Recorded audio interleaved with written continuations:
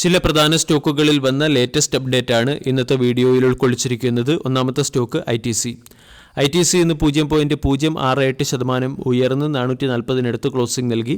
ITCയുടെ 52 week high 499, 52 week law 399.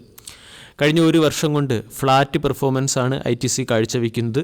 ഒരു വർഷം കൊണ്ട് ഇൻഡെക്സ് 23% റിട്ടേൺ നൽകിയപ്പോൾ ITC 1.5% റിട്ടേൺ നൽകി. ഇന്ന് മാർക്കറ്റ് അവറിലാണ് ITCയുടെ ക്വാർട്ടർലി റിസൾട്ട് പുറത്തു വന്നത്.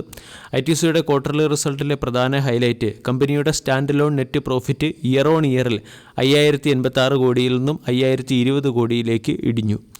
കമ്പനിയുടെ റവന്യൂവിലും അത്ര വലിയ വളർച്ച കാണാൻ സാധിക്കുന്നില്ല. 17,224 കോടിയിൽ നിന്നും റവന്യൂ 17,571 കോടിയിലേക്കാണ് ഉയർന്നിരിക്കുന്നത്. കമ്പനി വിവിധ സെഗ്മെൻറ്റുകളിൽ പ്രവർത്തിക്കുന്ന കമ്പനി ആയതുകൊണ്ട് സിഗരറ്റ് സെഗ്മെൻറ്റിൽ വോളിയം കൺസോൾട്ടേഷനും FMCG സെഗ്മെൻറ്റിൽ റീസൈലൻസ് പെർഫോമൻസും കമ്പനി കാഴ്ചവെച്ചിട്ടുണ്ട്. കമ്പനിയുടെ സിഗരറ്റ് ബിസിനസ്സിൻ്റെ റവന്യൂ 7.73% വർദ്ധിച്ച് 7,924 കോടിയായി മാറി. ഓപ്പറേറ്റിംഗ് പ്രോഫിറ്റ് 4.9% വർദ്ധിച്ച് 4,923 കോടിയായി മാറുകയും കമ്പനിയുടെ സിഗരറ്റ് സെഗ്മെൻറ്റിലെ നെറ്റ് റവന്യൂവിൽ 5.2% വളർച്ചയും പ്രോഫിറ്റ് ബിഫോർ ടാക്സിൽ 4.1% വളർച്ചയും കമ്പനിക്ക് രേഖപ്പെടുത്താൻ സാധിച്ചിട്ടുണ്ട്. ഇനി FMCG സെഗ്മെൻറ്റിൽ കമ്പനിയുടെ വളർച്ച 7.18%. റവന്യൂ 5,300 കോടിയായി മാറി. റവന്യൂവിൽ 4.86% വർധനവുണ്ടായിട്ടുണ്ട്. നെറ്റ് ഓപ്പറേറ്റിംഗ് പ്രോഫിറ്റ് 477 കോടി. കമ്പനിയുടെ FMCG സെഗ്മെൻറ്റിലെ പ്രോഫിറ്റ് ബിഫോർ ടാക്സിൽ 15% വളർച്ച കമ്പനിക്ക് കൈവരിക്കാനും സാധിച്ചിട്ടുണ്ട്. ഹോട്ടൽ സെഗ്മെൻറ്റിൽ 14.86% വളർച്ച കൈവരിച്ച് 897 കോടി രൂപയുടെ റവന്യൂ ആണ് കമ്പനി ജനറേറ്റ് ചെയ്തിരിക്കുന്നത്. ഓപ്പറേറ്റിംഗ് പ്രോഫിറ്റ് 33% വർദ്ധിച്ച് 267 കോടിയായി മാറി. ഹോട്ടൽ സെഗ്മെൻറ്റിലെ റവന്യൂവിൽ 15% വളർച്ചയും പ്രോഫിറ്റ് ബിഫോർ ടാക്സിൽ 34% വളർച്ചയും രേഖപ്പെടുത്തി. എന്നാൽ ITCയുടെ അഗ്രി ബിസിനസ് അത്ര ഡീസൻറ്റ് പെർഫോമൻസ് അല്ല കാഴ്ചവെച്ചത്. അഗ്രി ബിസിനസ്സിലെ റവന്യൂ 13.35% ഇടിഞ്ഞ് 3,100 കോടിയായി മാറിയിട്ടുണ്ട്. കൂടാതെ ഓപ്പറേറ്റിംഗ് പ്രോഫിറ്റിൽ 34% ഡിക്ലൈൻ രേഖപ്പെടുത്തുകയും ചെയ്തു. ക്വാർട്ടർലി റിസൾട്ടിനോടനുബന്ധിച്ച് 7 രൂപ 50 പൈസ പെർ ഷെയർ എന്ന റേറ്റിൽ കമ്പനി ഡിവിഡൻഡ് പ്രഖ്യാപിച്ചിട്ടുണ്ട്. ITC ദീർഘകാലമായി 425 480 ഇടയിൽ കൺസോൾഡേറ്റ് ചെയ്യുകയാണ്. സ്റ്റോക്ക് 440 ട്രേഡ് ചെയ്യുന്നു. 450 എന്ന റെസിസ്റ്റൻസിനെ സ്റ്റോക്ക് ബ്രേക്ക് ചെയ്യുകയാണെങ്കിൽ ITC 480 475 ഇടയിൽ നെക്സ്റ്റ് ലെഗ് ഓഫ് മൂവ്മെൻറ്റ് നടത്താൻ സാധ്യതയുണ്ട്. രണ്ടാമത്തെ അപ്ഡേറ്റ് അദാനി ഗ്രൂപ്പിലെ സ്റ്റോക്കുകളെക്കുറിച്ചാണ്. ഇന്നത്തെ ദിവസം അദാനി ഗ്രൂപ്പിലെ ഒട്ടുമിക്ക സ്റ്റോക്കുകളും ഔട്ട് പെർഫോമൻസ് നടത്തി.